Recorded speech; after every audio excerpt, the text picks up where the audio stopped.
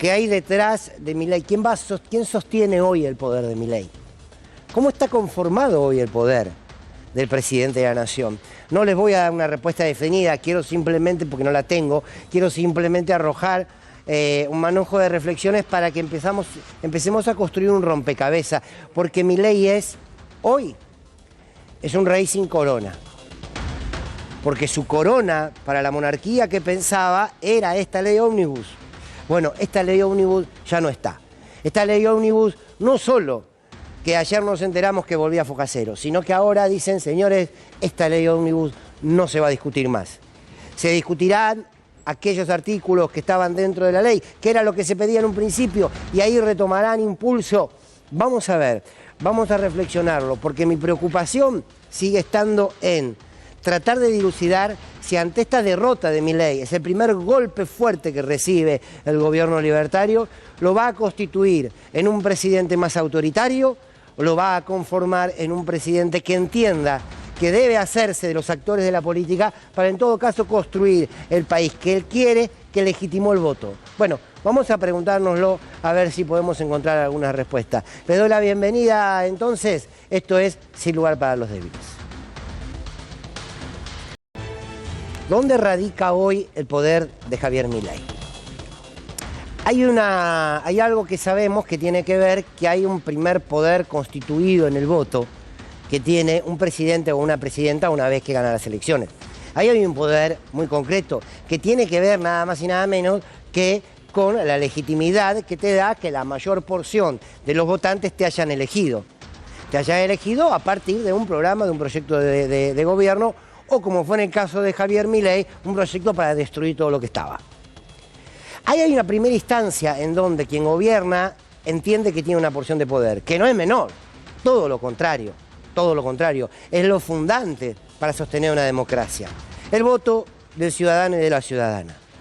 Además, siempre hay actores de poder en términos de lo económico, en términos de lo social, en términos de las distintas instituciones y organizaciones que conforman una democracia, que pueden ser factores de poder que jueguen a favor de tus intereses, que si lo hacen es porque vos representás los intereses de ellos, y también, claro está, esos sectores de poder pueden jugarte en contra. Durante el kirchnerismo hubo sectores del poder económico, sociedad rural, un sector de la política, algunas grandes empresas, Multimedio Clarín, que eran grandes enemigos del gobierno de Cristina Kirchner, como ejemplo. Ahora, aquí nos encontramos con que los sectores de poder que apoyan a Milei son poco visibles. Quiero decir, más allá de algunos medios, por ejemplo La Nación Más, que básicamente está en un momento de desconcierto importante, más allá de lo mediático, ¿cuál es el poder económico que sostiene las políticas económicas que quiere llevar adelante Milei? ¿Se acuerdan cuando decíamos que detrás de esta ley ómnibus estaban 4 o 5 empresas, estaban los fondos buitres redactando casi esta ley a su medida?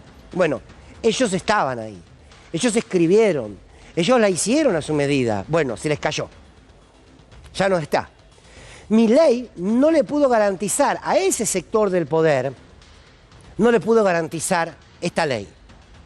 Entonces se encuentran con que, bueno, este señor que iba a allanarnos el camino para hacer nuestros negocios, para quedarnos con YPF, para destruir el CONICET, para quedarnos con ARSAT, para vaciar el Banco Central, para dolarizar la economía, para liberar el mercado, como sí lo está haciendo, todos esos sectores vieron que se les cortó la primera posibilidad.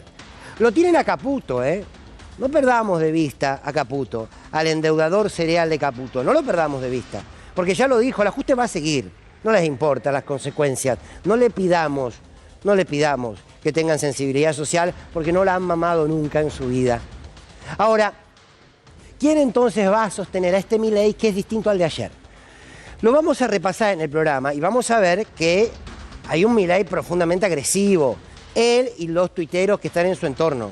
Esta agresividad no es nueva, pero esta agresividad aparece frente al primer golpe fuerte de Milei. ¿Por qué?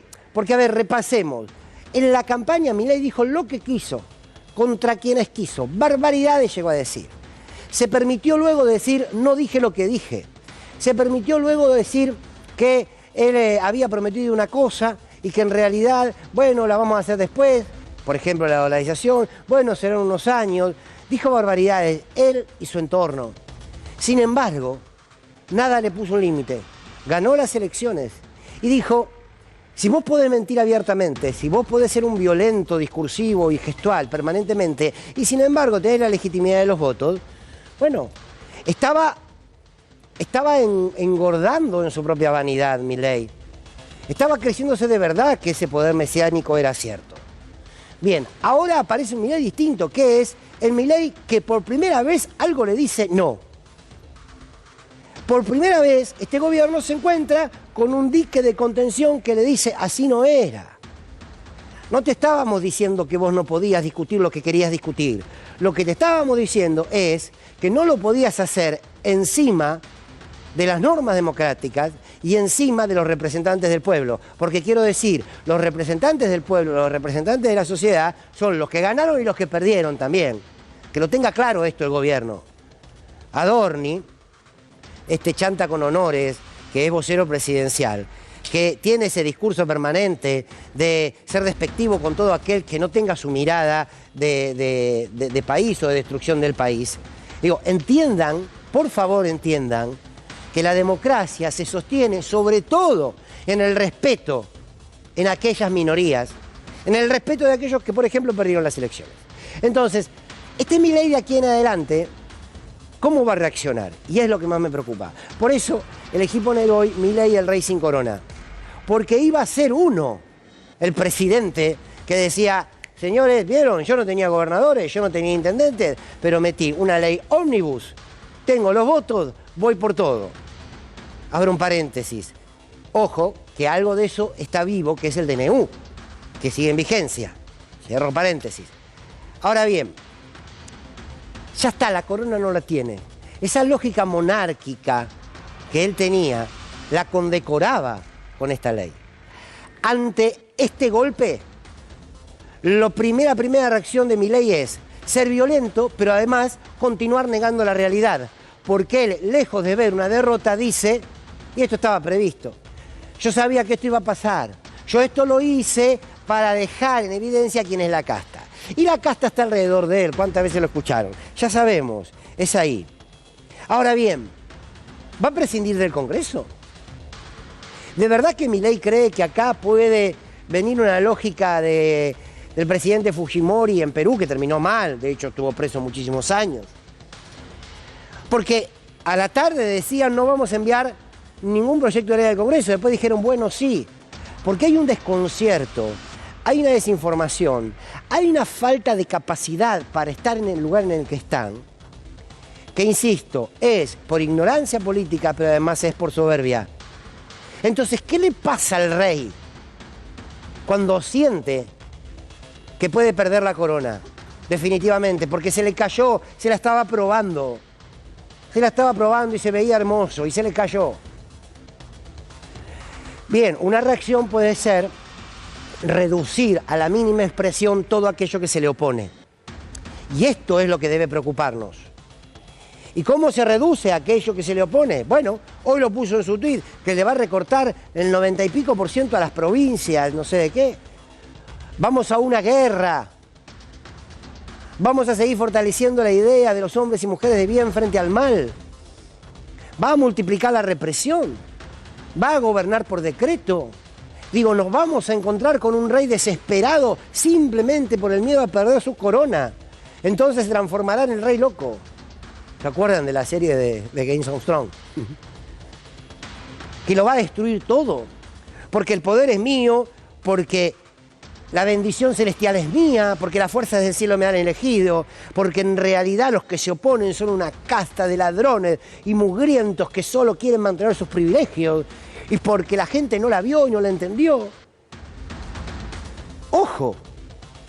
Porque claro, cuando recordamos al Mauricio Macri que pierde las elecciones, las PASO, y mete una devaluación terrible, o dice no me hagan enojar porque puedo generar mucho daño, bueno, lo traigo a Milei. Hasta ahora veíamos al Arlequín que estaba contento y que hacía malabares y le salían todas. Ni se imaginó que iba a ser presidente. Le salieron todas. Bueno, ya no. Ya no. Vio, presidente, hay gente alrededor. Hay dirigentes políticos, hay organizaciones sindicales, hay un pueblo organizado. Hay actores sociales y políticos que tienen derecho a defender lo que defienden. Bueno, el rey sin corona es peligroso. Es peligroso. Porque lo que está claro es que va a querer sostener su poder. Lo que no sabemos es cómo. Va a encontrar en el sector de los llorones de Loredo y los pichetos que tienen experiencia legislativa y va a entender que se tiene que sentar o canta Quiero vale 4. No lo sé, pero aquí no acabó nada. Con esta ley ómnibus que ahora va a entrar en un cajón, espero definitivamente en el baúl de los recuerdos, de los malos recuerdos, pero no, aquí no acabó nada, aquí empieza todo. Porque aquí empieza otro Milei. Seguramente se encontrará con otra organización popular, con otra resistencia política. Pero lejos de creer que aquí comenzó una caída sin detención del presidente, no.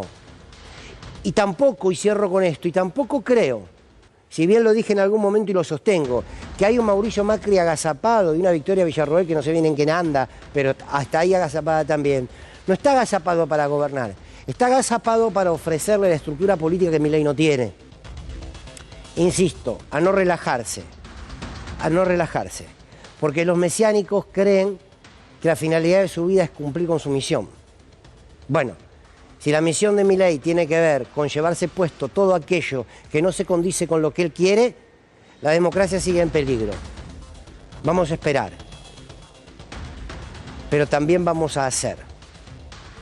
No hay victorias de la oposición en esto. Hay una victoria del ordenamiento democrático, pero sí hay una derrota del poder político de Milei. Y eso, en nombre de la democracia, es para celebrarlo. Bienvenidos a Sin Lugar para los Débiles.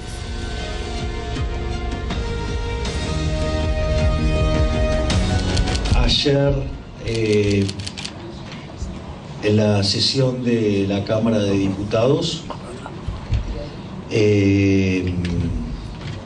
la casta política, como nosotros llamamos, a ese conjunto de delincuentes que quieren una Argentina peor porque no están dispuestos a ceder sus privilegios, empezaron a descuartizar nuestra ley de bases y punto de partida para la libertad de los argentinos, y para poder sostener sus distintos mecanismos por los cuales les roban a los argentinos. Y en ese sentido di la orden de levantar el proyecto.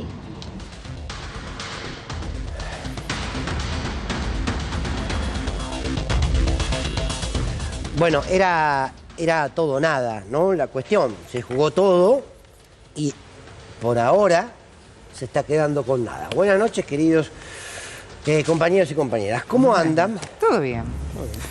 Ponele. Ponele. Ponele. Bueno, mejor que ayer, sí, ¿no? Un poco más tranquilos. ¿Cómo la ve el baúl? ¿O no la ve? Sí, no, creo verla. Lo que veo sobre todo es que el presidente está muy confundido porque confunde una elección nacional presidencial en la cual obtuvo más del 50% con una elección legislativa en la cual no llegó siquiera a un promedio del 10% en la Cámara de Diputados y Senadores. Y la ley, que son 660 leyes, se la mandó al Congreso, donde él tiene el 10% de los diputados y el 7% de los senadores. Yo no sé qué pretende. Si hubiese sacado en todo caso el 50% de diputados y senadores, podría enojarse, pero él cree que es Nerón y que cuando no le aceptan en todo caso sus caprichos, tiene que prender fuego la democracia.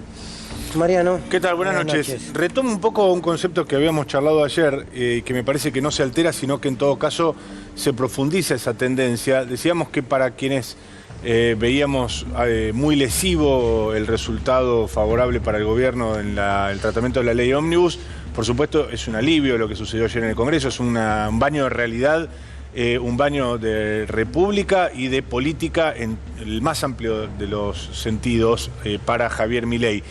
Pero al mismo tiempo me da la impresión también de que pasadas más de 24 horas de este traspié, en lugar de encasillarse finalmente y de allanarse a lo que los límites que la política le impone, Javier Milei pareciera estar incrementando el nivel de berrinche paso a paso. Por supuesto lo hace acaballándose en la red social Twitter, que es desde donde siempre estuvo más cómodo, desde donde inició su carrera política y desde donde se proyectó a nivel nacional. Pero ya pareciera no existir ningún límite, ¿no?, con el uso de las redes sociales de parte de Javier Milei. Pareciera que, no sé, le falta compartir memes con el muchacho que se ponía la toalla al hombro. Me da la impresión que nadie le está explicando a Javier Milei que no solo en el Congreso están los límites, sino en el ejercicio del Poder Ejecutivo. Y eso me lleva a la siguiente incertidumbre. ¿Hasta dónde va a llevar Javier Milei ese estiramiento de los límites de lo posible hasta que probablemente seamos muchos más los que sentimos que ya estamos fuera de los bordes de la democracia y no adentro? Bien. Después voy a tomar un concepto que salió ayer, que quizás hay una nueva forma de hacer política que no estamos viendo y que quiere proponer Milei. No sé. Sí. Adi. Puede ser. Igual a mí me llamó la atención hoy, estuve hablando con algunos diputados de La Libertad Avanza, otros de Unión por la Patria, otros del PRO. Y me preocupé, ¿sabes con qué? Con el armado del discurso. Con esta cuestión de necesitar el enemigo enfrente para pegarle. La culpa siempre es del otro. No hay un mea culpa, no hay, bueno, mira, la verdad que lo tratamos mal, lo hicimos mal, lo debatimos mal, no presentamos como correspondía, no armamos las comisiones como correspondía, más allá de estar en extraordinarias, se podría haber hecho de otra manera. Sí. Y sin embargo, aún diciéndoles traidores, bestias, delincuentes a los diputados, tantos del PRO, de la Unión Cívica Radical y de La Libertad Avanza, me decían, bueno, yo no coincido con las formas del presidente, pero de todas maneras hay que pensar que esto se hizo porque el kirchnerismo otra vez sacando los palos. Yo ahí me preocupé, porque dije, bueno, venimos de un discurso y ahora justamente, que es el futuro, el cambio, estamos otra vez con pero el kirchnerismo, o el pero Macri, que se criticaba antes con el kirchnerismo. Es raro. Es que en realidad parece como que siempre tenés que construir la idea de... A ver, la idea de la oscuridad... Claro. Es lo que le da lugar a la luz, ¿no? ¿Qué tal? ¿Qué poeta que salió? No, la verdad que te viniste bien, estuve re bien, no facha, hermano, estuve bárbaro. ¿Esto lo pensó usted solo o lo leyó en alguna? No, lo trabajé toda la tarde. No, yo lo que creo es que ustedes tienen una imagen errónea de nuestro presidente. Sí. Javi es un niño, es el mismo niño que se encerraba en una piecita con su hermana a planear el futuro. Jugaba con la hermana, que usted tiene la cabeza sucia. Bueno, y entonces, no, el padre no influía mucho ahí porque una sola vez en la vida parece que le pegó, empezó a pegarle en 1972, terminó en el 78. Pero en el medio él jugaba todas estas cosas que se está dando el gusto de hacer. Voy a ir a Israel, voy a decir, voy a poner la embajada en Jerusalén. Y si no te gusta, me chupo un huevo. No. Eso es el poder. No esta cosa doméstica de tener que hablar con diputados, transar con Pichetto. Él no hizo toda una vida de ilusión para terminar transando con Pichetto. Pero se va a dar cuenta que no puede hacer todas esas cosas. Por ejemplo, para trasladar la embajada, tiene que tratarlo en el Congreso. Entonces está en problemas. Bueno, pero ¿se puede gobernar así? Evidentemente, hasta que la calle, la sociedad, la política y los propios legisladores, si juntan 2/3, pueden hacerle juicio político y rajarlo. Yo creo que esto va, discrepo con eso, en ese sentido con Fernando. Yo creo que esto es el inicio de una muerte anunciada en términos políticos de Milei. Esto es la debacle. Si a 2 meses perdés todo lo que te propusiste hacer para tu gobierno, que son estas 700 leyes, que son 600 de un lado y otras 200 del DNU. Todavía el DNU no lo llamaron a ser tratado en el Senado porque se niega la presidenta del Senado, porque sabe que pierde en el Senado y no quieren tener una debacle ahí también. Es decir, estamos viendo el inicio de lo que probablemente sea Curiosamente, puede ser, porque es un golpe duro, porque jugó todo en la primera mano. Así Jugó es. todo en la primera mano. Vamos a ver algo una entrevista que hoy tuvo el Gato Silvestre en Minuto 1 con Grabois. Quiero hacer una aclaración de mi momento poético. No, pará, porque yo lo que quiero decir es, a partir de lo que decía Avi, vos tenés que construir un cuarto demasiado oscuro para que cualquier luz pequeña sea toda la luminosidad del mundo. Esa es la doctrina del shock. Esa es la doctrina del shock. Digo, Claro. en un cuarto totalmente a oscuras, la pequeña luz de un fósforo lo es todo. Entonces, como él es muy chiquitito, lo único que le queda por construir es decenas y decenas de cuartos oscuros para mostrar que su ley vale. ¿Le puedo decir una cosa? Don Jorge Luis Borges Sí. en algún momento decía que el placer es la cesación del dolor. Así que si yo te lleno de dolor y después te dejo un poquito tranquilo, eso es placer, es felicidad. Me mató, como Borges me mató. Hoy estuvo Grabois hablando con el Gato Silvestre con una síntesis de ese poder que está detrás de Milei, que es también lo que debe preocuparnos y debemos prestarle atención. A ver qué le decía el Gato Silvestre. Vos mostrabas a Caputo y a Milei y mostrabas las contradicciones. Y creo que para entenderlo hay que caracterizar bien lo que está pasando en términos políticos. Milei es un forro del sistema. Perdón, no te... Milei es un forro del sistema, es un paragolpes del sistema. Está puesto ahí para cumplir una función. Y él tiene la fantasía de que está gobernando. Pero Milei no gobierna, gobiernan las corporaciones. Y las corporaciones te usan como un forro, te usan para protegerse y te tiran. Caputo no es un forro del sistema, es un empleado del sistema. Es absolutamente consciente de lo que está haciendo, por eso él está tranquilo. Y Milei está pasando las fases del duelo. Viste que cuando se habla de la fase del duelo, primero se dice negación. Claro. Niega lo que está pasando y dice, no, esto fue todo un plan magistral que yo tuve desde el principio para dejar a la casta absolutamente desnuda de cómo quieren destruir al pueblo, cuando ni en la ley ni en el DNU hay una sola cosa a favor del pueblo. La segunda etapa del duelo, ¿cuál es? La ira. Ira. Listas negras. Arma listas negras, con fotos de gente, bien nazifascista. Listas negras, en las que paradójicamente están los dialoguistas, los que lo querían ayudar. Bueno, Están hasta los propios, o sea, como Carolina Píparo. Yo, chocho de la vida, de que por una vez no me pusieron en una lista negra, así que, bueno, pues Carolina Píparo, Mazot, o sea, Mazot, estamos hablando de Mazot. Bueno, entonces, la lista negra de la derecha, raro. Eso es una persona que está en la fase de la ira. Ahora, después viene la fase de la depresión, que es muy parecida a cuando perdió las elecciones generales, porque hay que recordar que él perdió las generales. Exacto. Cuando dice que ganó el 56% de los votos, no, papá, ganaste un balotaje. Las elecciones generales perdiste. Si no, tendrías los diputados, pero no los tenés. ¿Qué pasó en ese momento? Entró en ira, se peleó con todo el mundo, se deprimió, y ahí vino el secuestro macrista de la campaña. Y lo que va a pasar ahora va a ser el secuestro macrista del gobierno. Bueno, la verdad que es extraordinaria la síntesis que hizo Juan Grabois, es extraordinaria. Lo repaso para que lo analicemos juntos. Primero las fases del duelo, ¿no? Primero la negación, después la ira, estaba expresado muy bien, ¿no? Y luego la depresión, para entrar en la etapa del secuestro de lo que es su propio gobierno. ¿Lo ven así? No, y además que en cualquier momento como buen forro lo van a tirar. Y esto pasó muchas veces en la Argentina en distintas versiones, algunas más trágicas. Eso fue Videla en la Argentina, que murió en un inodoro en una cárcel.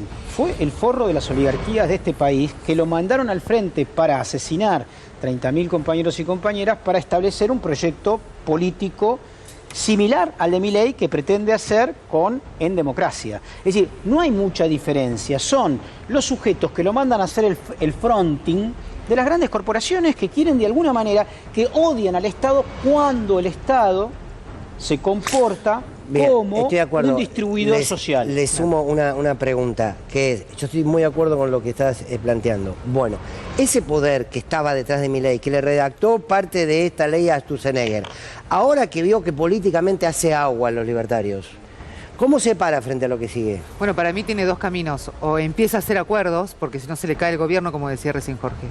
Para mí es el momento clave, donde lamentablemente para Milei va a tener que generar un acuerdo con lo que él considera la casta, que son los propios colegas, diríamos, y son los propios diputados. Pero esto le pasó a todo el mundo. Porque esto también le pasó a Mauricio Macri, que pensaba quedarse durante un montonazo de años en el gobierno y finalmente no logró nunca el consenso, se peleó con todo el mundo, terminó las patadas y ¿qué pasó? Listo. Quedó un paréntesis, como bien decía hoy un colega que me gustó mucho y lo voy a robar a esto, quedó un paréntesis dentro de un gobierno peronista. Ahora, va a pasar lo mismo. Si él no hace acuerdos con los propios diputados, que a él le molestan, que para él no deberían existir, no debería existir el Congreso y demás. Hoy lo dijo Adorni, perdón que me extienda, pero lo dijo Adorni en la conferencia de prensa que da todas las mañanas. Nosotros vamos a seguir adelante y además a todo esto vamos a hablar con los gobernadores. Si los gobernadores nos quieren apoyar, vamos a ir en contra de los gobernadores. O sea, no nos importa ni los gobernadores, ni los diputados, ni las legisladoras, ni legisladores, ni nada. Vamos a escuchar algo de lo que hoy decía Adorni en su momento editorial de todas las mañanas, o no sé si fue en una entrevista. A ver. Lo dije también incluso esta semana, creo que el lunes, el gobierno no es la ley. El gobierno es mucho más que la ley. La ley era acelerar los plazos para salir de la decadencia. De la decadencia vamos a salir igual. Y además nosotros vamos a honrar siempre lo que eligió la gente. El país sigue en marcha y no hay nadie ni nada que lo pueda detener. Si decidieron concretamente avanzar con un plebiscito. A ver, la ley va a ser realidad. En tal caso, en algún momento la política se dará cuenta lo que pide la gente, lo que quiere la gente y en definitiva, digamos, en algún momento la ley va a transformarse en una realidad. Evidentemente todavía no están viendo, no perciben lo que necesita o lo que requiere la Argentina y evidentemente no están terminando de asimilar lo que la gente optó cuando fue a votar el año pasado y que efectivamente votó un cambio. Dicho esto, todas las herramientas constitucionales están siendo evaluadas, absolutamente todas. Repito, esto no pone ninguna traba al plan económico que venimos llevando. Mariano, ahora, ¿sabes que creo que el talón de Aquiles de este gobierno lo acaba de decir Adorni? Esto de, bueno, lo planteabas vos recién, no lo están viendo. El problema del otro, no lo están viendo. Siguen encerrados, o sea, acaban de perder la ley más importante que tenían, sin embargo, no nos movemos acá. Bueno, por eso me parece que es interesante también, creo que hay algunos puntos que son atendibles del análisis que hace Juan Grabois. Me parece que le falta por lo menos una dimensión de análisis, que es, y que creo que en esa ausencia de esta dimensión de análisis está sumergido el PJ en general. Porque el PJ, si uno habla con las expresiones partidarias, si uno habla con los legisladores, si uno habla con la CGT, hay una suerte de diagnóstico común en torno de, bueno, nosotros no necesitamos empujar a esta persona porque se está cayendo sola, se está deshaciendo el gobierno, se le va de las manos sin que tengamos que darle ningún tipo de ayuda al respecto. Y en esa línea de, bueno, las fases, ahora en la depresión, me parece que la dimensión que está faltando es que esta persona, Javier Milei, no deja de tener la botonera del Estado a su disposición. Más allá de que sea o no un empleado, que uno puede contemplar que tiene, que sigue a pie juntillas las instrucciones que le dan el gran empresariado en la Argentina. Pero es una persona que tiene poquísimo equilibrio emocional. Eso no hay que ser realmente un especialista en psiquiatría para darse cuenta. Y tiene la botonera del Estado. Y yo quiero recordar a quienes nos están mirando en este momento que incluso los presidentes más timoratos, más torpes, más dubitativos que ha tenido la Argentina, con el solo hecho de detentar la botonera del Estado han producido mucho daño. Claro, han regado de sangre las calles. Fernando de la Rúa era el imbécil que se equivocaba de puerta de salida en el programa de Marcelo Tinelli, pero también era la persona que ordenaba la represión en Plaza de Mayo y en las grandes ciudades del interior, regando de sangre las calles de la Argentina. Entonces, esta misma persona que de hecho pareciera incluso tener un ánimo vindicativo mucho peor y mucho más acentuado que el que pudo haber tenido Fernando de la Rúa y el propio Mauricio Macri. Es una persona que tiene todas esas características emocionales, psíquicas, psiquiátricas, pero además tiene a su disposición las fuerzas del Estado, tiene a su disposición las fuerzas de seguridad.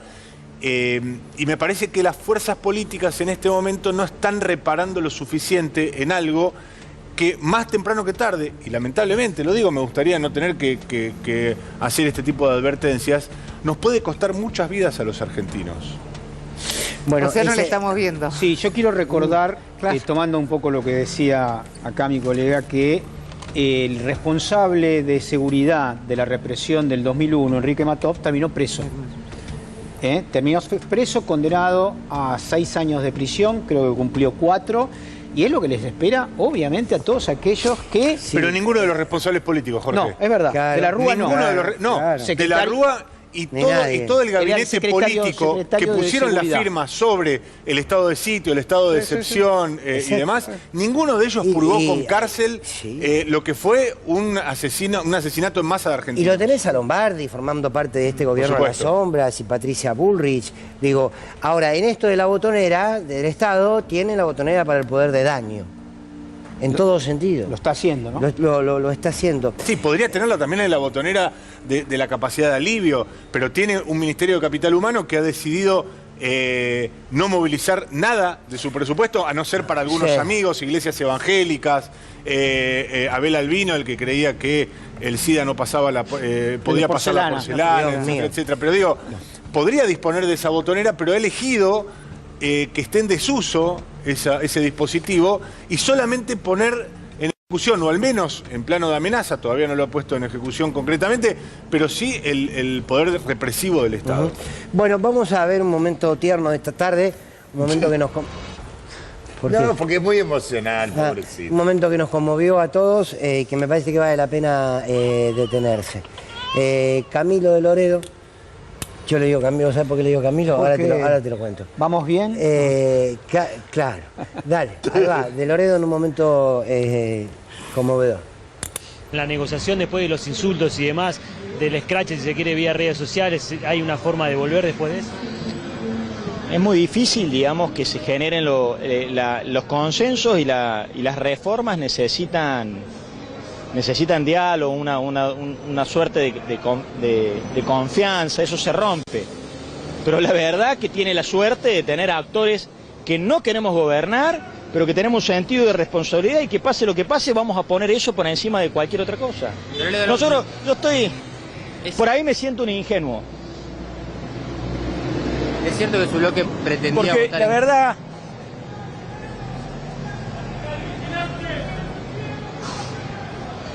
que nosotros somos reformistas. Somos reformistas.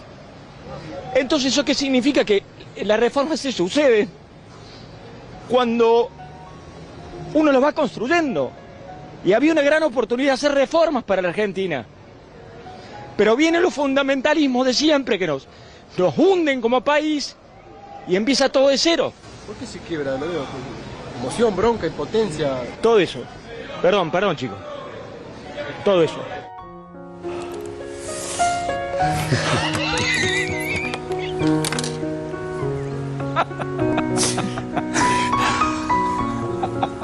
¿Por qué? Nosotros queríamos a todas costas. Prometimos. Y no fui. ¿Usted también es reformista? ¡Sí, la puta de los países! Yo les digo, ¿está bien? ¿Quiere agua? Te paso. ¿No? Es un pañuelo, trae un pañuelo. Yo digo, le mando un abrazo a Camilo. Sí, pobrecito. La Unión Cívica Radical emitió un comunicado. Sácame la musiquita de esta tierra. Que dice, se titula, debe terminar la incitación a la violencia contra quien piensa distinto. Dice que el presidente se puso al frente de un operativo cargado de descalificaciones, de agravio a los diputados y diputadas. Dice que luego de que nos calificó como un conjunto de delincuentes, que hay una incitación generalizada a la violencia, que tener coraje para emprender reformas no implica insultar, gritar y pensar. Nada de esto es lo que nos enseñó Alfonsín. Bueno, yo lo que digo es, si escriben este comunicado, queridos radicales, ¿por qué no son coherentes cuando se sientan en las bancas? Porque, por eso yo le digo Camilo, porque Camilo Cienfuegos ahí, hoy estoy un poco frágil, pero digo, bueno, está bien llorar, hay que llorar cuando tengan que llorar. Llorar es un sentimiento, mentir es un pecado, decía Saúl Baldini. Muy bien, bueno, entonces... entonces, digo, en vez de escribir documentos y de citar a Raúl Alfonsín, sigan el ejemplo de Raúl Alfonsín, en términos del respeto a la democracia, y recuperen los valores históricos de la Unión Cívica Radical. Porque de verdad que escribir documentos, llorar en televisión, y luego que además, con todo el cariño del mundo, pídanle asesoramiento actoral a Brandoni, ya que está en el mismo palo, porque no se la cree nadie, ¿eh?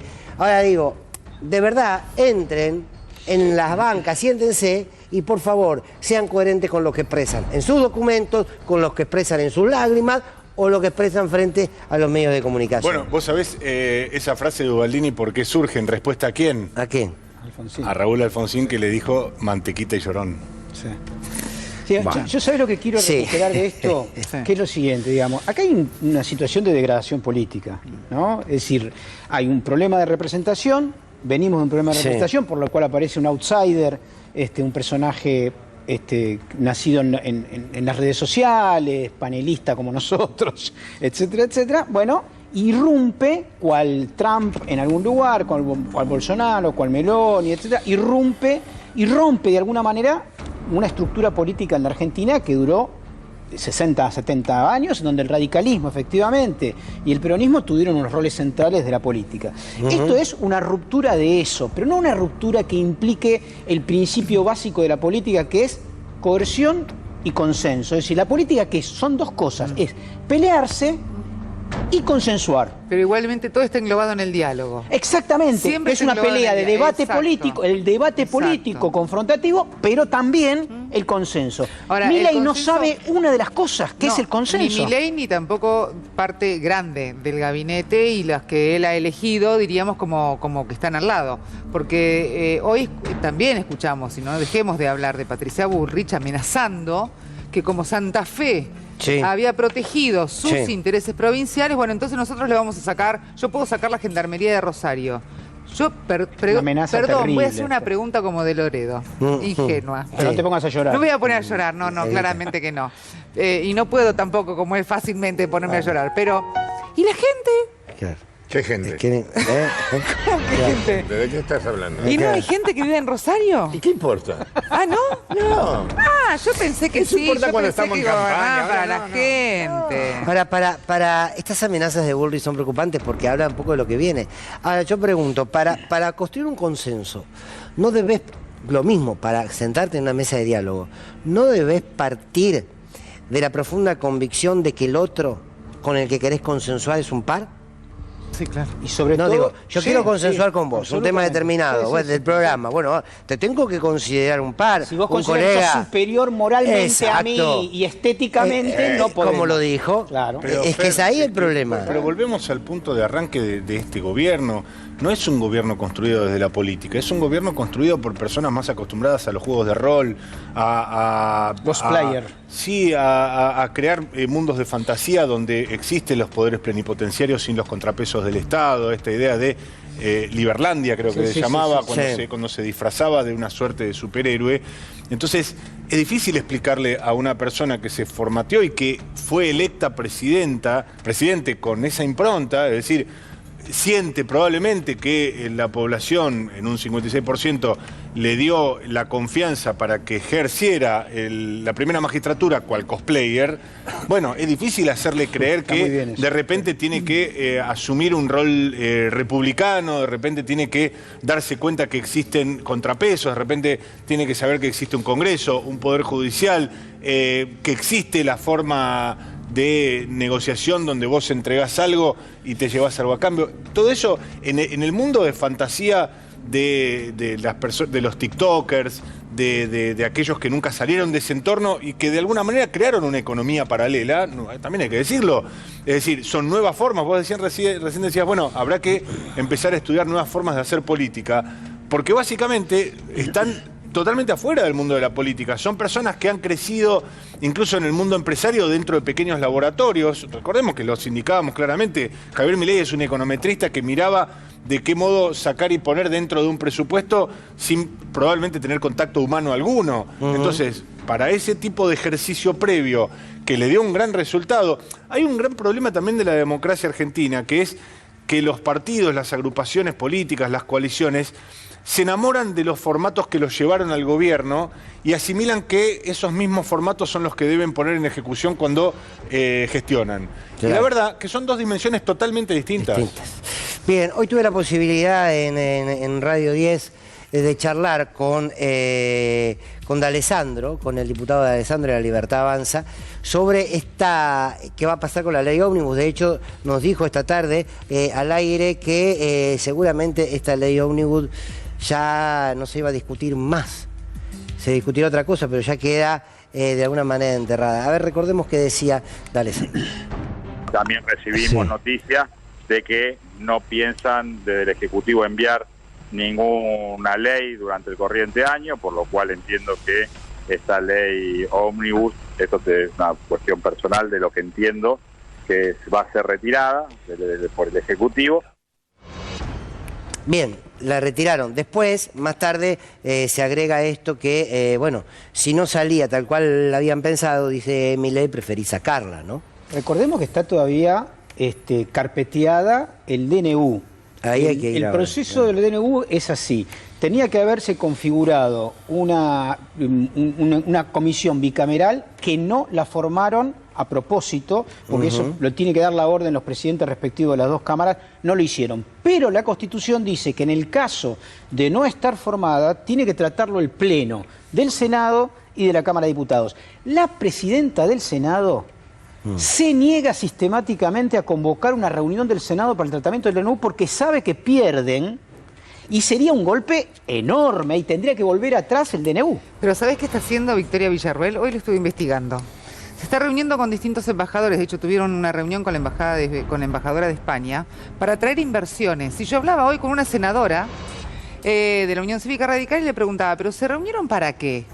Porque ¿qué inversiones pueden llegar a este país en esta situación, no? Exacto. Que hay un conflicto constante con gente que se está muriendo de hambre, con medicamentos que no se pueden cubrir, con costo de vida altísimo, con un malestar político además. No, bueno, es necesario y te cuentan toda una historia recontra prolija que realmente, claro, para el que por ahí escucha, dice, sí, yo quiero ese país, yo quiero eso, yo quiero que vengan las inversiones, quiero que se generen los puestos de trabajo, quiero que por supuesto ganen todas las personas más de 500.000 pesos o 800.000 pesos. Vos te quedás una dimensión paralela. O que la inflación está muy bien, que está bajando. Bueno, pero Avi, además de eso, Victoria Villarruel no solo es la vicepresidenta y por lo tanto número 2 en la línea sucesoria, sino que es el muleto real del proyecto de este sector de la derecha que se hizo con el poder.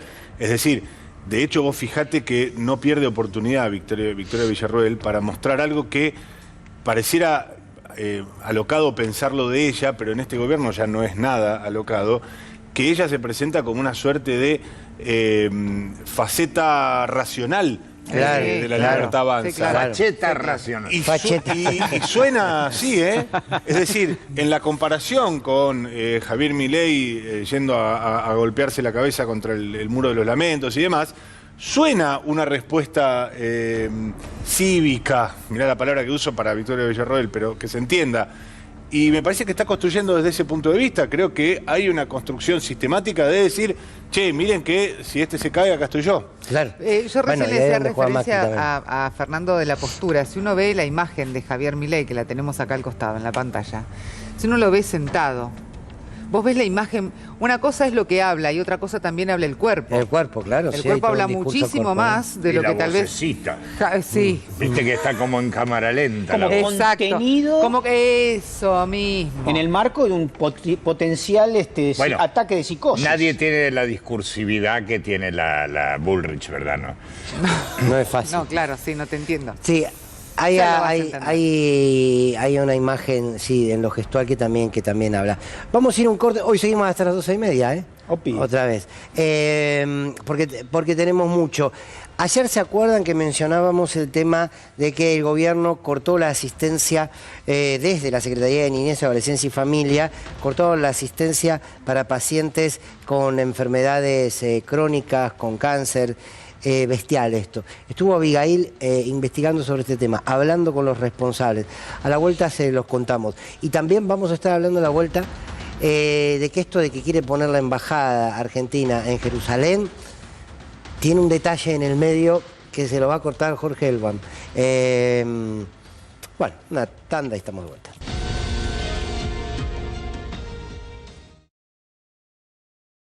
Voy a repasar el tema y después lo vamos a escuchar atentamente a Abigail.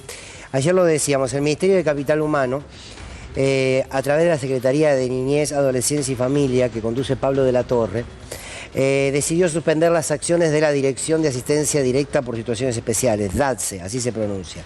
¿Qué significa esto? Que va a haber recortes, Se deja de ayudar a niños, adolescentes, entre otros, de una asistencia para enfermedades como, por ejemplo, el cáncer. Avi, todo tuyo. Sí, entre otras, en realidad. Y vos sabés que lo que me dicen del Ministerio de Capital Humano y también desde el Ministerio de Salud es que en realidad esta resolución que todos conocimos se filtró por redes sociales. La resolución es, Rodo, si querés ponerla, que es justamente donde queda en claro que de esta manera se cerraba una ayuda fundamental a embarazadas, como bien vos decías, niños, adolescentes, sin ninguna distinción de franja etaria, además, cuestiones de vulnerabilidad extrema, ¿no? Esto es lo que nosotros vemos, que es lo que se filtró teóricamente, donde se hablaba de suspender la Dirección de Asistencia Directa a Situaciones Especiales del año 16 hasta que se resuelvan los... la revisión de los circuitos administrativos. Bueno, ¿qué pasó acá? Me cuentan que en realidad lo que encontraron fueron irregularidades. No hay nadie que me diga cuáles son las irregularidades que se encontraron. De todas maneras, esto fue anunciado en la Cámara de Diputados cuando se estaba tratando la ley Ómnibus. Juan Marino, diputado de Unión por la Patria, pide una cuestión de privilegio. Y la cuestión de privilegio era para Sandra Petovelo, la ministra de Capital Humano. Allí obviamente contaba esta situación, se da a conocer la denuncia, da a conocer también la resolución, que por supuesto ya era una noticia de Vox Populi en las redes sociales, y entonces en ese momento es cuando, al día siguiente, toman la decisión de abrir las oficinas. Ese día que Juan Marino estaba haciendo la denuncia, no solamente se conocía la resolución, sino que además había un cartel en la entrada de la dirección que decía que tenía las puertas cerradas porque justamente había cambios administrativos y demás. Ahora, te preparé unas placas como para contar qué significa la DATSE. Primero Juan Marino, dale, lo escuchamos a Juan. Trabajadores de la DATSE, la Dirección de Asistencia Directa por Situaciones Especiales, denuncian que ha sido cerrada la atención al público por tiempo indeterminado y sin claridad de las razones que motivan dicha decisión. ¿Se puede ser tan mala persona como para dejar sin medicamentos a niños con cáncer? ¿Se puede ser tan insensible como para dejar sin su tratamiento a embarazadas con patologías graves y urgentes? ¿Se puede ser tan cruel como para dejar de asistir a personas con discapacidad? Tienen que terminar con esta orientación sádica y cruel contra nuestro pueblo. Porque esta es la misma ministra que les había dicho a todas las personas de este país que tienen hambre que vayan a pedirle una reunión y que ella los iba a recibir uno por uno, DNI en mano, y los iba a asistir. Y cuando la gente que la está pasando mal en los barrios fue al ministerio dirigido por Petovelo, hizo una fila de más de 25 cuadras, la fila del hambre, Petovelo se negó a recibirlos, dejándolos sin respuesta bajo el rayo del sol con estas temperaturas. ¿Se puede ser tan mala persona? Bueno, a mí me parece fundamental esto que plantea Juan, porque además, vamos a suponer, vos hablabas que te dijeron hay irregularidades, fenómeno. ¿Quieren investigar las irregularidades? Fenómeno. Claro. Quiere decir, bueno, no dejes de dar la asistencia, no cierres. Mientras eso está funcionando, investiga todo lo que quieras investigar.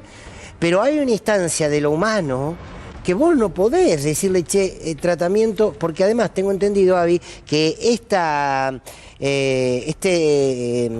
dirección está apuntado también para personas que no pueden pagar y que no tienen acceso a una medicina prepaga. Subsidios, Fer, claro. Da subsidios. En este punto, bueno, si querés vemos ahora las placas, porque es importante el subsidio que da, sobre todo porque cuando hablamos del salario mínimo vital y móvil, en realidad no hablamos de mucho dinero. Claro. ¿Entendés? Ese es el tema. Bueno, en primer lugar, la DATSE otorga subsidios a personas con trastornos de salud agudos y o crónicos. Esto es información pública, ¿eh? Vos te metés, lo podés encontrar sin ningún problema. En situación de vulnerabilidad y sin cobertura médica. Importante, sin cobertura médica. Y en situación de vulnerabilidad. Además, a todo esto, cuando vos decís, bueno, ¿cuál es la ayuda que brindan? Bueno, hay dos tipos. En primer lugar, subsidios para medicamentos o insumos médicos por un importe de hasta el 50% del salario mínimo vital y móvil. También... Hoy son 78.000 pesos. Bueno, por eso te estoy diciendo. Es nada. ¿Entendés? Es nada.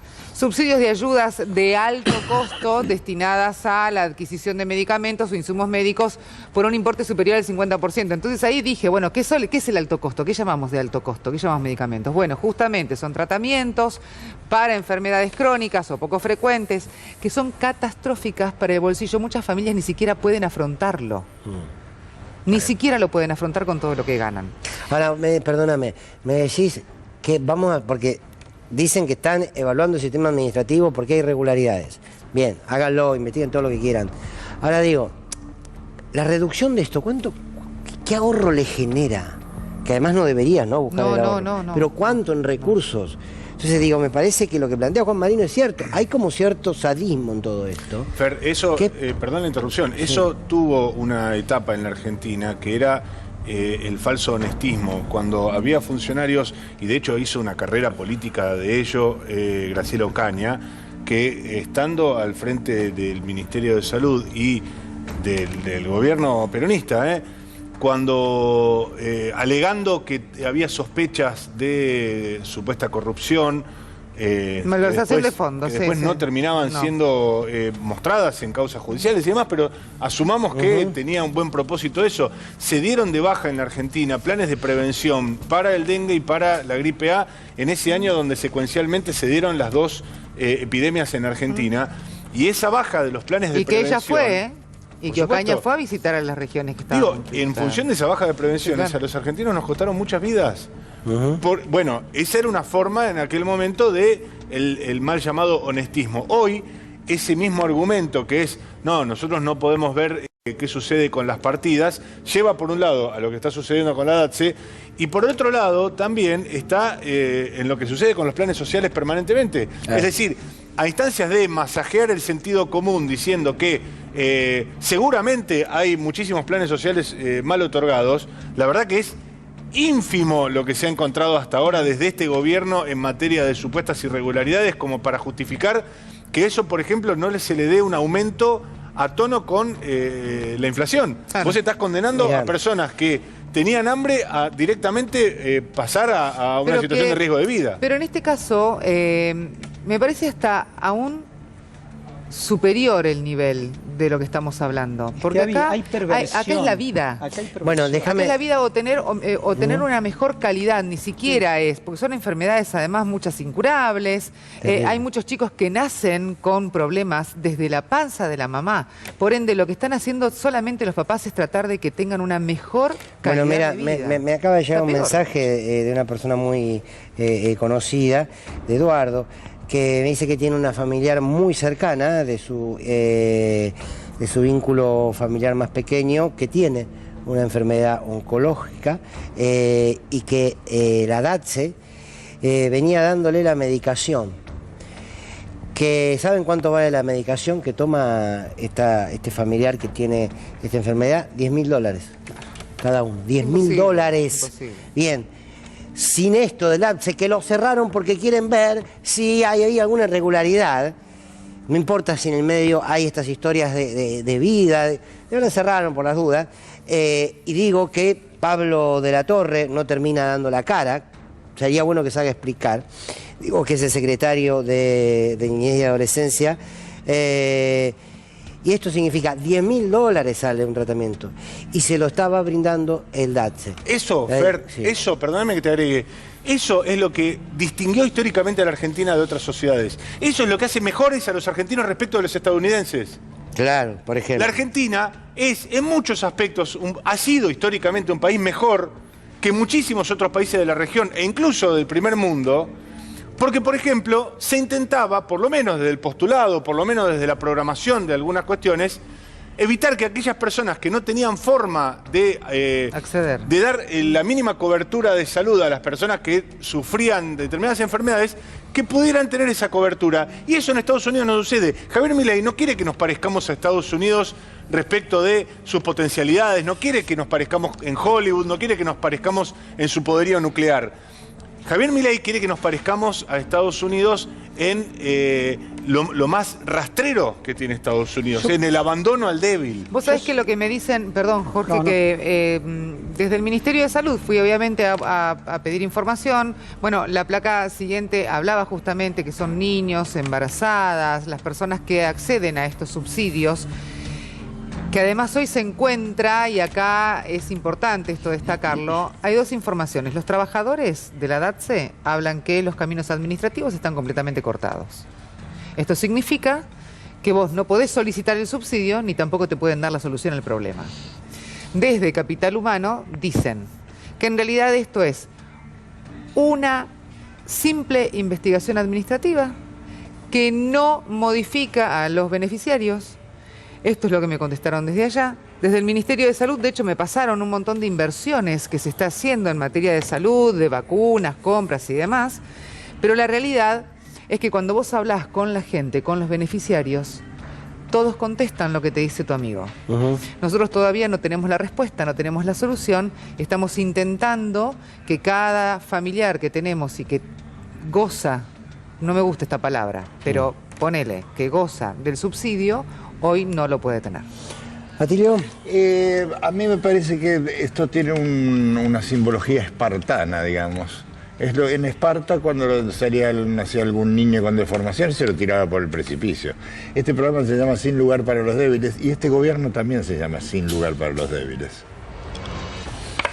Ese es el cartel, Fernando, que había en la puerta, ¿eh? La DATSE permanecerá momentáneamente cerrada por readecuación en los sistemas y procedimientos. Bueno, entonces podemos responderle a Juan Marino, ¿se puede ser tan mala persona? Sí, efectivamente. Sí, se puede. Se puede. Bueno, cambiamos de tema. Insisto, Pablo de la Torre, que es el secretario de Niñez, Adolescencia y Familia, lo convoco con todo respeto. Si mañana quiere, lo entrevistamos y nos explica qué pasó. Y nos explica si van a continuar con este cese de asistencia. Sí, porque hay vidas que están en juego. Entonces, con todo respeto, puede venir, puede salir por Zoom, puede salir por teléfono, como quiera, y dar las explicaciones que debe dar. No si tiene ganas, que debe dar. Como funcionario. Como funcionario. Con la nuestra. Claro, con la nuestra. Bueno, a ver, otro de los temas importantes. Ayer hacíamos mención de lo que significaba que el presidente Javier Milei haya manifestado a funcionarios del gobierno israelí que la embajada argentina en Israel va a estar en Jerusalén. Bueno, y nos decías algo, Jorge. Sé también que querés también nutrirnos con alguna información sobre la imagen que estamos viendo, que es el muro de los lamentos.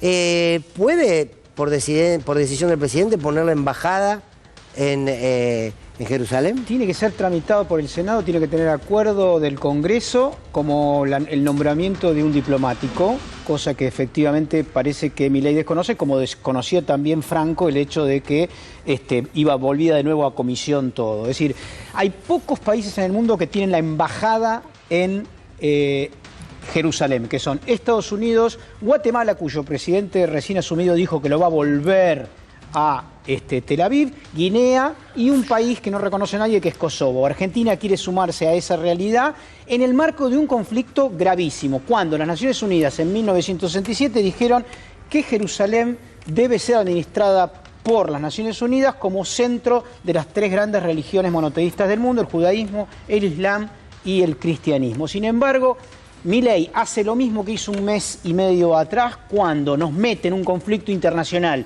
de la guerra de Ucrania contra Rusia al convocar al presidente Zelensky a su inauguración como presidente el 10 de diciembre pasado y ahora ir en el medio de una guerra en Medio Oriente a darle la legitimidad a un país que efectivamente fue atacado por un golpe terrorista el 7 de octubre, pero, digámoslo, está ocupando colonialmente a Palestina desde 1967 hasta la actualidad. Bueno, nos suma a 2 conflictos internacionales y hace una provocación inmensa que hoy la Liga Árabe, que la componen casi 40 países en el mundo, se expidió diciendo que obviamente esto es una provocación porque Jerusalén es también tierra santa del Islam, como lo expresa el Aqsa, el segundo templo más importante del Islam, que está pegado al Muro de los Lamentos.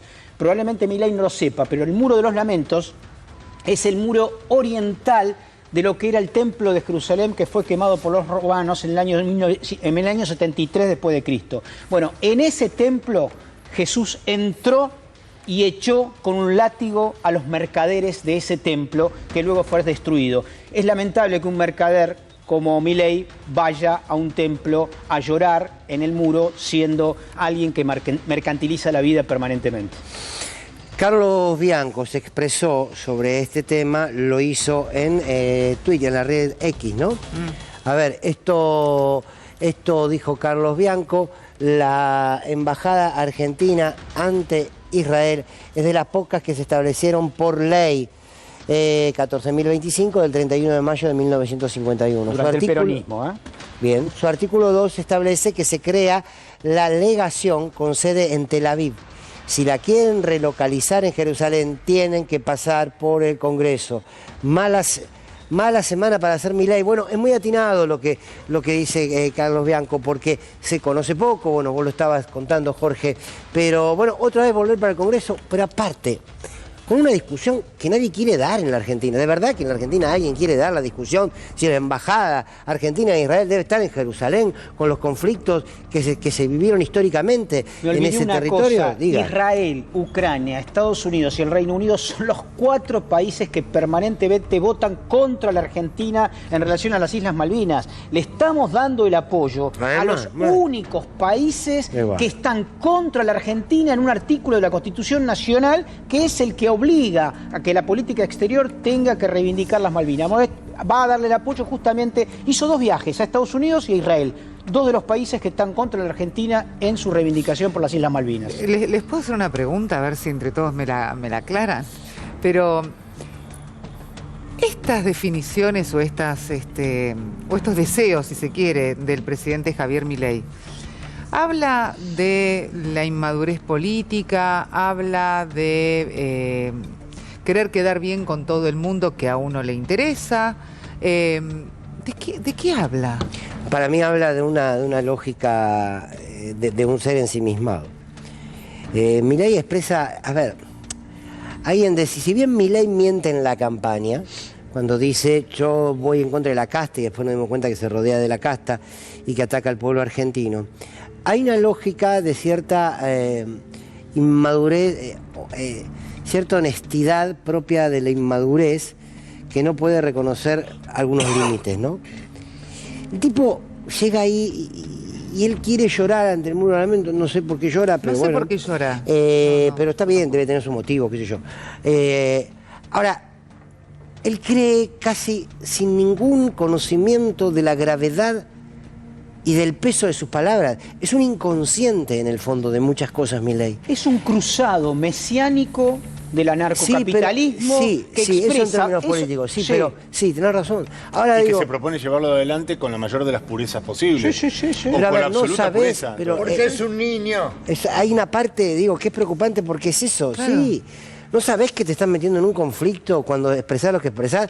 Alguien le pidió que ni bien baje del avión, le diga a este funcionario israelí, vamos a poner la embajada. Alguien se lo pidió, bajó contento y dijo, voy a quedar... ¿No será desconocimiento también dentro de la lógica de, es decir, si vamos a coincidir en que Javier Milei se propone como un líder refundacional, donde todo lo que sucedió en la Argentina en los últimos 100 años, 150 años, es una porquería que debe ser puesta por debajo de la alfombra y lo único que vale es este eterno presente que nos plantea el propio Javier Milei, es lógico que quiera producir esa refundación bajo sus propios parámetros y bajo sus propias reglas. Yo recién te decía esto del juego de rol o del TEG. Javier Milei está sumergido dentro de su propio TEG, donde él pone las reglas, donde él pone los soldaditos, donde él pone las fichas y donde él tiene el cubilete y tiene los dados. Entonces, fuera de eso no existe nada. Fuera de eso no hay incidencia ni de la política internacional, ni de los factores de poder, salvo los factores de poder que lo han encumbrado ahí. Bueno, mientras todo esto pasa, hay como discusiones, me parece, ¿no? Que hay discusiones de palacio, que son importantes en la política, y hay discusiones de la calle. Cuando son las mismas, lo que discute la calle, lo que discute el palacio, porque tiene que ver con las necesidades, con las pulsiones, la cosa se mantiene. Cuando hay dos mundos paralelos, tarde o temprano van a colisionar. Mientras todo esto sucede, ley ómnibus, los dichos sobre la embajada de Israel, hay una cuestión que tiene que ver con los precios, que tiene que ver con el salario, que tiene que ver con que mañana cuánto te sale comprar un kilo de pan. Bien, ¿qué va a pasar con los salarios, Mariano Martín? Lo que vamos a tener el 15 de febrero es la reunión del Consejo del Empleo, la Productividad y el Salario Mínimo Vital y Móvil. Lo contábamos ayer y hoy tenemos precisiones porque este organismo que se reúne periódicamente para actualizar el piso salarial formal en la Argentina, va a estar cruzado por un pedido que ya adelantó la CGT. Y esto es algo muy infrecuente, y te voy a decir por qué. La CGT no tiene por costumbre anticipar cuánto va a pedir dentro del Consejo del Salario, por dos razones. Una que tiene que ver con cualquier criterio de negociación, que es mejor guardar esas cartas para el momento de sentarse a discutir. La otra, porque la CGT no está particularmente interesada en el Consejo del Salario Mínimo, no tiene ninguna inquietud. Son contados con los dedos de una mano los trabajadores que perciben efectivamente el salario mínimo vital y móvil, es una forma de decirlo, ¿no? Pero son pocas decenas de miles. La mayoría de los trabajadores están con ingresos por arriba de ese parámetro, no porque estén mejor, sino porque el salario mínimo es básicamente una humorada en la Argentina. ¿Y a quién le interesa básicamente este incremento? Bueno, les interesa a las organizaciones sociales, pero sobre todo a los beneficiarios de los planes de asistencia social. Hoy, centralmente, el Plan Potenciar Trabajo, que paga la mitad de un salario mínimo vital y móvil. En la Argentina el piso de ingresos es de 156.000 pesos y por lo tanto el Potenciar Trabajo, y como comentábamos recién, la mitad de este valor es de 78.000 pesos. ¿Qué está pidiendo la CGT? Ya casi te diría como una cuestión simbólica, pero enmarcada en la intención de la CGT de ir a rivalizar y a confrontar con Javier Milei. Le está diciendo que no va a aceptar menos de 85% de aumento. Esto tiene que ver con la aceleración inflacionaria desde el último acuerdo en el Consejo del Salario y lo que está sucediendo en estos dos primeros meses del año, de modo tal de llevar el piso de ingresos alrededor de 288.000 pesos. Ninguno de los que discuta ahí, a excepción del Estado, ni lo paga ni lo cobra. Los sindicatos, la CGT, la CTA, las dos versiones de la CTA y las cámaras empresarias ni cobran el salario mínimo ni lo pagan. El Estado, que por primera vez se presume que tendrá un rol activo, va a participar a través del secretario de Trabajo, Omar Yassin, por orden de la ministra de Capital Humano, Sandra Petovelo, y vamos a ver por primera vez cómo funcionan las políticas de Estado en términos de los dispositivos económicos. Bien. Muy bien. Bueno, a ver, hoy el diputado Sago habló de la posibilidad que la ley ómnibus se vaya desguazando y entren como proyectos individuales. Vamos a escuchar qué decía, que Jorge Elbaum nos va a hacer una explicación de todo esto. Y el Ejecutivo está analizando cómo vamos a seguir con la ley en general. Así que bueno, van a ser temas que mañana lo vamos a discutir con el Ejecutivo. Hay distintas cuestiones que vamos a discutir. La comisión hoy entera está vuelta a comisión. Y cuando digo vuelta en comisión, se devolvió los 664 artículos donde ya seguramente el Ejecutivo va a retirar, como retiró la ley, la cuestión fiscal. Así que quedarán mucho menos artículos y de última, si la tenemos que dividir, que es otra de las oportunidades que hay, se dividirá en distintos lugares según lo que arreglemos mañana, diputados y Ejecutivo. Bueno, ahí está. ¿Por qué no lo hicieron de entrada, no? Bueno. No, la realidad es que, bueno, hubo unas confusiones enormes, lo que demuestra el aventurerismo y el hecho de la improvisación que tiene el actual gobierno, incluso sus legisladores, ¿no es cierto? Pero, ¿qué es lo que están planteando? Dice, bueno, algunos dicen que vuelve a comisión, el propio Milei dice que no, que lo va a sacar, que no va a ir de nuevo a comisión. Pero ¿qué tenemos frente a la derrota? Esto es una derrota indudable del gobierno que intentan disimularlo. El vocero recién decía, bueno, en realidad nosotros vamos a ir para adelante como si no pasara nada, etcétera, etcétera. Vamos a hacer como que estamos dementes y que la derrota no fue. Bueno, la denominada ley Ómnibus era indudablemente una reforma constitucional encubierta. Contaba inicialmente con más de 650 artículos, y esto la gente lo tiene que entender, eran 660 leyes, no era una ley. ¿Por qué la plantaron como una ley? Porque no querían justamente que pase lo que pasó, que se empiece a discutir por partes y que querían aprobación en general y que no se discuta más nada. Bueno, no sucedió y obviamente vuelve todo para atrás. En la comisión ampliada, ya en un primer momento, se la recortaron de 660 a 300. Vamos a ver la segunda placa. ¿Qué pretenden ahora hacer a partir de esta derrota?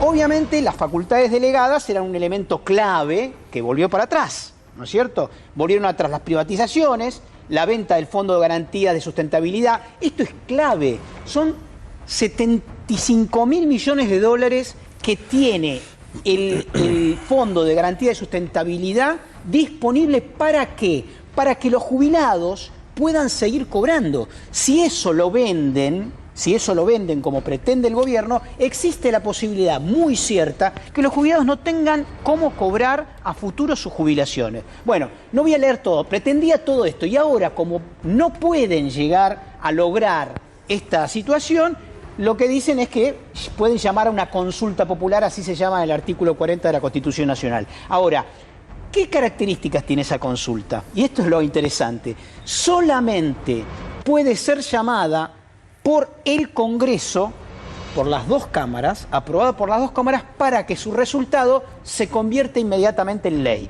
El Poder Ejecutivo puede llamar a una consulta, pero ¿con qué diferencia? Si es aprobada, no es vinculante. Esta es la diferencia clave. El Congreso... Es indiciaria. Efectivamente, claro. Dice, pero no es necesario, no se convierte en ley inmediatamente. Si el Congreso la llama, las dos cámaras la llaman, y existe la posibilidad de que la mayoría de la sociedad vote que sí, se convierte en ley sin que el Congreso tenga que hacer nada. Ahora, ¿cómo llamarían a un plebiscito de 660 leyes? Claro, esta es la pregunta. Que aparte que tiene elementos muy particulares. Por ejemplo, dentro de esta ley Ómnibus había un intento de reforma del Código Penal. No lo puede reformar ni a través de un plebiscito, ni a través... entonces está mal. No lo pueden hacer tampoco. Sí, porque aparte también se abusan de cierto desconocimiento que todos tenemos sobre, qué sé yo, la discusión de los fideicomisos, de qué sé yo, qué sé yo de la discusión de los fideicomisos. Claro. ¿Qué voy a ir a votar? Pero claro. Pero te metían un montón de cosas como la extranjerización de la tierra, el hecho que podían venderse cualquier tierra a extranjeros, etcétera. La verdad es que es una victoria del pueblo. No solamente es una derrota del anarcocapitalismo brutal, macrimileísta, sino también es una victoria popular, porque esto también tiene que ver con el paro de la CGT, por un lado, con las movilizaciones populares y con ciertas advertencias que recibieron algunos diputados acerca de que no se podía hacer cualquier cosa. Yo le digo una cosa, ustedes hablen todo lo que quieran. Villarroel será nuestra victoria. Ah, qué linda la remera de hoy, ¿eh? Sí, me siento como identificado, por eso la traje. Qué buena la descripción, está sí. muy bien. Sí, gorila. Sí, no, para levantate. Puedo dar la vueltita también. No hace falta. Están en la gloria ustedes ahora. Estamos contentos, estamos luchándola mucho. Están luchándola mucho. Bueno, a ver, es acrónimo de gorila. ¿Cómo? Perdón, Gloria es acrónimo de gorila, era por eso. Sí, claro. Sí, está muy bien. ¿Cómo? No entendí. Sí, es un acrónimo. Tiene razón. Gloria es un acrónimo de gorila. Sí. Tiene las mismas letras, va. Perdón. Claro. No estamos bien. Es tarde. No, esta hora no cuenta. Conversación, pero lo no entendí. Bueno, no cuenta. Vamos a cerrar como cada noche con un texto, en este caso un poema. Gracias a todos, que hay mucha gente que ve el programa y que nos acompaña cada noche, que se lo agradecemos, y que, bueno, como sabe que existe este momento, empiezan a mandar textos y que yo mandan un montón. Bueno, pues yo voy seleccionando y compartiéndolos. Este texto es de Alejandro Gil, de la provincia de Tucumán. El silencio de la palabra. La palabra dice y se dice. Mueve el pensamiento, las emociones. Mas es insuficiente. Ya dijimos, cantamos, chateamos. Nos mueve el impulso de ser protagonistas, que nos vean, que nos oigan. Y hablamos hasta el desasosiego. Y nos quedamos allí, orgullosos de haber dicho. Mas es insuficiente, improcedente. Pegamos gritos sordos. Un par de conocidos, quizás cientos, nos leen, nos escuchan. Más es caer en vacío. Se llena nuestro ego, la nada, ese hueco que nos habita. Hay que discurrir lo breve, lo que haga acción. Hay que mover el cuerpo, que se traslade, que se roce con otros e invada las calles. Esa pequeña y gigante fricción encenderá fuego, fuego del silencio, que se verá multiplicado. Solo la multitud apagará el odio de los que quieren matarnos. A nosotros que les molestamos, a nosotros que les sobramos, a nosotros que no podremos pagarles la luz de sus riquezas, a nosotros que apagaremos la última lamparita y moriremos. Solo salir a las calles nos mantendrá vivos. Alejandro Gil, un querido poeta tucumano. Fuerte abrazo. Mañana a las 11 aquí estaremos. Gracias por acompañarnos.